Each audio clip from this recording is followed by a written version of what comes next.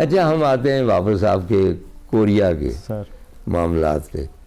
मैं इंटरेस्टेड हूँ कि भाई कोरिया में आप जब गए हैं, वो ठीक है आपकी मिसेज यहाँ थी, वो तो इस सोसाइटी को जानती थी, लेकिन वहाँ पे आपको जब आपने बाकायदा सुकूनत इख्तियार की तो आपको कौन सी चीज़ें मुख्तलिफ लगी जिनके साथ आप अडॉप्ट ना कर सके या मुश्किल से अडॉप्ट किए?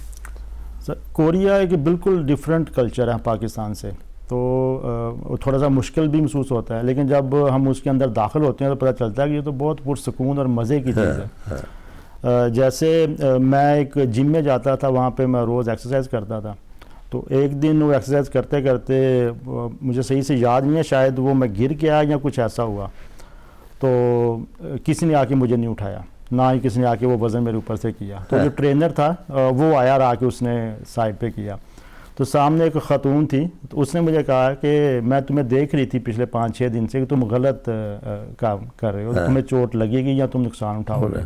तो मैंने कहा फिर तुमने बताया क्यों नहीं? कहती मेरा काम ही नहीं है तुम्हें बताऊँ, मेरा काम है मैं अपनी ट्रेनिंग करूँ, तुम्हारा काम है तुम ट्रेनिंग करो, तुम सही हो या गलत तुम्हारे ट्रेनर ने तुम्हें बताना है। तो वो चीज़ मुझे उससे पता चली कि वो किसी के काम में दखल नहीं देते, जब तक किसी से कोई सवाल ना करें तब तक वो जवाब नहीं देते। अच्छा, ये खुराक का नहीं मसला हुआ वहाँ? खुराक का काफ़ी मसला होता था, लेकिन वहाँ पे सब्ज़ी यहाँ मिल जाती है और वो समंदरी खुराक बहुत ज़्यादा है, मछली बहुत ज़्यादा है, तो वो हम खा लेते हैं। तो ऐसा नहीं होता है कि हमें कोई सारा दिन होकर हमें कोई खुराक ना मिले। नहीं, वो ये होता है ना कि गोश्त के बगैर तो मुसलमानी कंप्लीट नहीं होती। अब बहुत आसानी हो गई है। अच्छा। हाँ जी, अब तो बहुत ज़्यादा जो है वहाँ पे मुख्तलिफ मुल्कों से हलाल गोश्त जो है वो इम्पोर्ट होता है। अच्छा। वो फ्रीज़ हो जाता है और फिर घरों तक पहुँच जाता है। अच्छा अच्छा जी, अब आसानी। फसलें कौन सी होती हैं, फूल कौन से होते हैं, मौसम कौन से अच्छे होते हैं?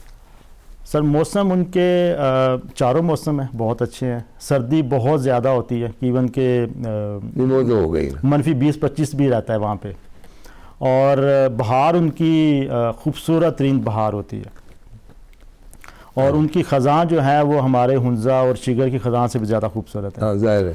और गर्मियाँ जो हैं वो 2 महीने मुसलसल बारिश होती है। अच्छा, उसके गिर्द कोई ममालिक में भी आप गए? सर, उसके गिर्द ममालिक में ऊपर रशिया लगता है, वहाँ में मैं नहीं गया। साथ में शुमाली कोरिया है, वहाँ जा नहीं सकते। एक साइड पे चाइना है, वहाँ मैं बहुत जाता रहता हूँ। और एक साइड पे जापान है समंदर के साथ ही, तो वहाँ भी मैं अक्सर जाता रहता हूँ। अच्छा जी। अच्छा, एक है ज़ाती किस्म का सवाल सर, लेकिन इसमें यह है कि भाई मेरी बेगम, मैं पहले प्रोग्राम में अर्ज़ कर चुका हूँ, पिछले 15 वर्ष से जो बच्चे हैं हैंडीकैप्ड कह लें, स्पेशल कह लें, उनके एक अदारे में काम करती। तो एक रहनुमाई चाहिए होती है ऐसे पेरेंट्स को जिनके बच्चे जो हैं उनमें कोई इस किस्म का सिलसिला हो। तो आपकी बच्ची का कुछ मसला हुआ? जी सर। उसको आपने किस तरह हैंडल किया? उसको सर मैंने 2 तरह से मुझे ये मालूम है कि जिस तरह आप उससे इश्क करते हैं, मैंने पाकिस्तान में किसी बाप को अपनी बेटी के साथ इस तरह इश्क करते नहीं देखा। मैं सर ये समझता हूँ कि एक मर्द की जो पहली मोहब्बत है उसकी बेटी होती है, और अगर अल्लाह का मर्द के ऊपर कोई सबसे बड़ा एहसान हो तो वो बेटी की शक्ल में होता है। इससे बड़ा एहसान अल्लाह का कोई नहीं है मर्द के ऊपर। और जहाँ तक मारिया का तल्लक है, तो ये है कि मैंने अल्लाह से यही कहा था कि मुझे हिम्मत और सब्र मिले। हिम्मत और सब्र अल्लाह ने मुझे दिया। फिर हमने बाकायदा उसकी ट्रेनिंग ली कि इसको संभालना कैसे है। और मैं ये समझता हूँ कि मेरी जो सबसे बड़ी कमज़ोरी मारिया है, लेकिन मेरी सबसे बड़ी ताकत भी वो है। और इतनी बड़ी ताकत है कि मैं उसको कभी उसको मैं कहता हूँ कि तुम मेरा विटामिन हो, और कभी मैं उसका नाम अपनी पावर बैंक रखता हूँ। आजकल मैंने उसका नाम मेरी रोशनी रखा हुआ है, तो उसको भी पता है कि ये सारी चीज़ें। अच्छा, नहीं, जब लास्ट टाइम मेरी मुलाकात हुई थी सर, तो आपने उसे को पंजाबी भी सिखाई हुई सर, कुछ 1-2 लफ्ज़ भी बोलती थी। सर, अभी तो उसकी पंजाबी मेरे से भी अच्छी हो गई है। क्या कहती? अब्बा तू की करदा पिया वहाँ। अच्छा, अब्बा झूठ नहीं बोलना। अच्छा। उसके बाद और भी कोई बात हो, जैसे घर में बात करती थी तो यही कहना है कि पंजाबी का एक टिपिकल लफ्ज़ है, अब्बा तेरे बूथे तो बहुत गुस्सा है। अच्छा। तो क्योंकि वो घर बात करती रहती है बच्चों के साथ, जो बहन भाइयों के बच्चे हैं, हाँ, तो उसकी पंजाबी बहुत अच्छी है। हाँ, हाँ। वो इस लिहाज से वो मुझे बहुत फ़ायदा है कि वो हमारे पाकिस्तान के साथ बहुत ज़्यादा उसका अच्छा ताल्लुक है। खुराक वगैरह कुछ स्पेशल उसको देते हैं? नहीं सर, कोई उसके लिए कोई स्पेशल खुराक अच्छा। नहीं है, कोई कुछ नहीं है, और बस रूटीन में वो चल रही है सारा। जी अच्छा, यूजुअल सवाल होता है सर। कि यहाँ तक तो आ गए माशाल्लाह, तो आइंदा क्या इरादे, क्या करना? आइंदा सर कोशिश है 1-2 किताबें और लिखूंगा, कोई 4-5 पास रहते हैं वो करने हैं मैंने। अच्छा। और मेरा ख्याल है कि फिर बस हो जाएगी। नहीं बस क्या, अब तुम्हारी उम्र कितनी? सर 50। नहीं अभी तो तुम वैसे वो जिनको कहते हैं उम्र खाना, जी सर। आप यंग लगते हैं, और माशाल्लाह हड्ड पैर भी आपके मजबूत हैं आप। अच्छा, कभी ये ख्याल नहीं आया कि मैं कोई पीक करूं 8000? सर 8000 पीक का मुझे कभी ख्याल नहीं आया। हाँ 6000 मीटर वाली मैंने की हुई है। नहीं 8000 का 8000 का सर कभी ख्याल नहीं आया। हालांकि मैं शुरू में मैं जब इस फील्ड में आया तो मैं मुख्तलिफ जो हमारी टीम्स आती थी स्पेन से या जापान से, जर्मनी से, उनके साथ मैं एज ए लाइजन ऑफिसर जाता था नागा पर्वत पे और मुख्तलिफ पीक्स पे। तो इन पीक्स के कैंप 1 कैंप 2 तक मैं जाता रहा, अच्छा। लेकिन ऊपर जाके आता था कि नहीं, इसका मतलब ख्वाहिश ही नहीं थी? जी मेरी ख्वाहिश कभी नहीं रही, पास की मेरी ख्वाहिश होती। अच्छा, ओवरऑल जितने भी माउंटेनियर्स हैं, मैसनर भी है उसमें शामिल, आपके फेवरेट कौन से? मेरे सर पोलैंड के जर्सी कुकूस का।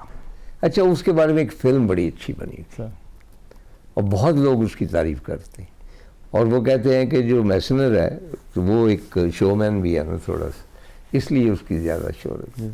सर मैसनर नो डाउट बहुत बड़े हैं, उनको बादशाह कहा जा सकता है। हाँ।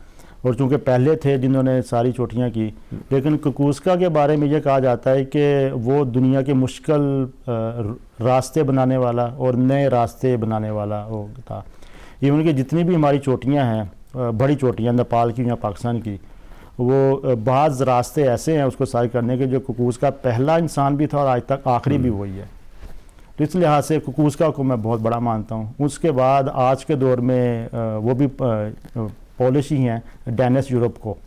अच्छा, वो भी बहुत बड़े क्लाइंबर, मेरे 2 फेवरेट क्लाइंबर। अच्छा, ये यूक्रेन वगैरह से भी आते हैं। ओवरऑल मतलब कुछ तय तो नहीं हो सकता, कौन से मुल्क के आप समझते हैं कि बहुत ज़बरदस्त टेक्निकली साउंड को पैमा है?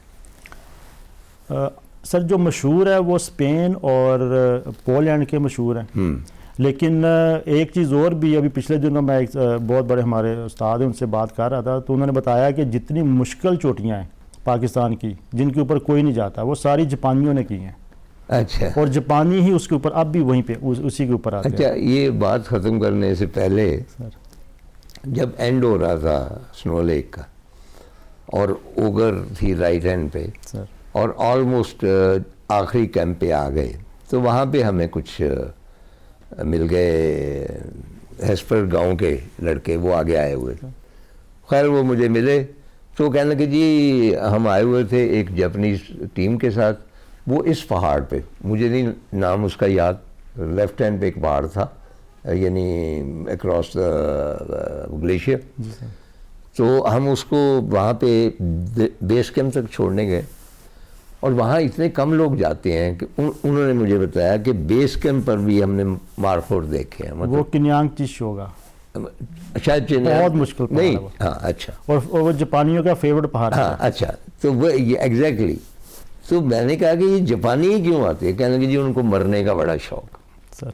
और वो उन्होंने कैलकुलेट किया हुआ है कि सबसे ज़्यादा मुश्किल और सबसे ज़्यादा मरने का चांस जो है इस पहाड़ पे है, और वो यहाँ इतने शौक से आते हैं और बहुत कम लोग आते हैं। जी सर, तो ये सर ऐसा है और ये हकीकत है ये बात। एक शायद लोग भी जालम से एक मैनू मरने का भी शौक भी थी। बहुत बहुत शुक्रिया आप दो, it was a pleasure to have you. अल्लाह ताला तुम्हें तुम्हारे ख़ानदान को खुश रखे, सेहतमंद रखे और इंशाल्लाह फिर मुलाकात होगी। शुक्रिया सर, आपका शुक्रिया।